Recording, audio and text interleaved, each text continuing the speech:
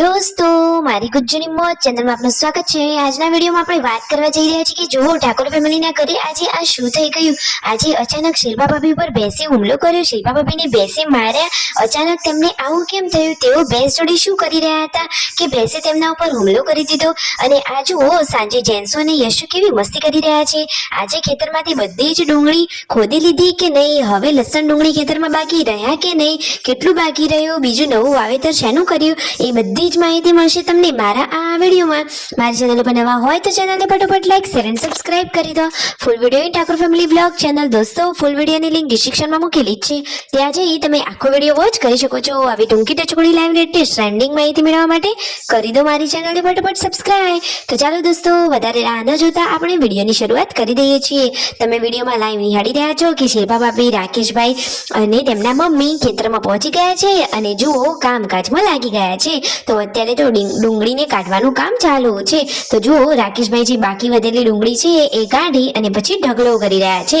અહીંયા જ્યાં સરસ મજાનો છાંયડો છે ત્યાં સરસ મજાનો ઢગલો કરી લીધો છે અને પછી શિલ્પા ભાભી તેમના મમ્મી ડુંગળીને કટિંગ કરી રહ્યા છે અને પાર્વતી ભાભી ઘરેથી મોટું ટોકર લઈ ડુંગળી ઉપાડવા માટે આવી ગયા છે। તો ફાઇનલી શું દોસ્તો આજે બધી જ ડુંગળી પતાવી દીધી। હવે ખેતરમાંથી ડુંગળી કાઢવાનું કામ પૂરું થયું કે નહીં? કુલ કેટલી ડુંગળી નીકળી? શું આખું વર્ષ આ ડુંગળી ચાલશે કે નહીં? દોસ્તો લાંબા સમય માટે ડુંગળીને સંગ્રહવા માટે તેઓ કઈ ટ્રીક અને આઈડિયા વાપરવાના છે તમને ખબર છે? તમારા ઘરે તમે ડુંગળી લાવો તો લાંબા સમય સુધી સારી રહે એના માટે કયો જુગાડ વાપરો છો? તમને કોઈ દેશી જુગાડ હોય ખબર તો ફટાફટ કોમેન્ટ કરી લેજો। જોઈએ બધાના ઘરે કેવા કેવા બધા લોકો જુગાડ વાપરી રહ્યા છે। તો જુઓ છાયડામાં બેસી કામકાજ કરી રહ્યા હતા, પછી ફાઇનલી ઘરે આવી હાથ પગ ધોઈ જમવા માટે બેસી ગયા છે। સરસ મજાનું ગરમા ગરમ જમવાનું રેડી છે। દાળ ભાત છે, ચણાની દાળનું શાક છે અને સરસ મજાની રોટલી। યશુ તો હવે ઉઠી જ છે તો તેની તો ગુડ મોર્નિંગ જ હવે થાય છે। તો રાકેશભાઈ તેને કહી રહ્યા છે કે ગુડ મોર્નિંગ। અને જુઓ જેન્સુને એમને તો સવારની સ્કૂલ છે તો એ તો ઘરે આવી ગયા છે। જેન્સુ કહે છે કે મારે તો પનીર ખાવું છે। પૂનમ ભાભી કહી રહ્યા છે કે રોજ રોજ પનીર ના ખવાય, એટલે કે એક જ ટાઈમ ખવાય। તો જુઓ હવે જેન્સુ માટે આ શું બની રહ્યું છે? આજે તો જેન્સુ માટે તેના પપ્પા એક સરસ મજાની રેસીપી બનાવી રહ્યા છે। એટલે કે દોસ્તો ઘરમાં બાળકો માટે અત્યારે કોઈ નાસ્તો ન હતો અને એમને બહારનું ખાવાનું બંધ કર્યું છે, એટલા માટે આજે તો ઘરે જ નાસ્તો બનાવી રહ્યા છે। તો સંજયભાઈએ એકદમ ક્રિસ્પી ચટ્ટાકેદાર મસાલાવાળા સરસ મજાના મમરા વઘારી લીધા છે। અને જુઓ અહીંયા આ શિલ્પા ભાભીને ભેંસે કેવી રીતે માર્યા જુઓ તો ખરા। અચાનક આ રીતે હુમલો, આવડી નાની ભેંસની પાડી છે છતાં શિલ્પા ભાભીને પણ ડરાવી દીધા।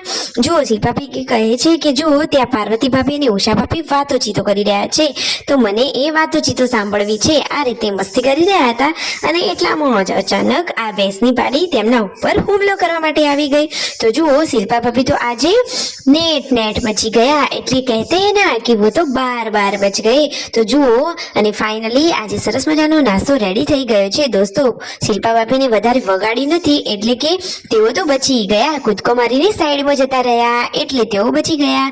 તો ફાઇનલી આજે તો તેમના ઉપરથી એક મોટું સંકટ ટળ્યું, બાકી જો ભેંસે માર્યા હોય તો પછી ઈજા થાય। અને જુઓ આજે પૂનમ ભાભી કોઈ કારણ વગર કેમ હસી રહ્યા છે? રાકેશભાઈ કહે છે કે જો આમ તો શિલ્પા ભાભી હસતા હોય પરંતુ આજે તો પૂનમ ભાભી જ કારણ વગર હસી રહ્યા છે। અને આ બંને બહેનો જુઓ સાંજે અહીંયા બાર ખાટલામાં બેસી સરસ મજાના વઘારેલા મમરાનો નાસ્તો કરી રહી છે અને મસ્ત મજાના ગીતો ગાઈ રહી છે।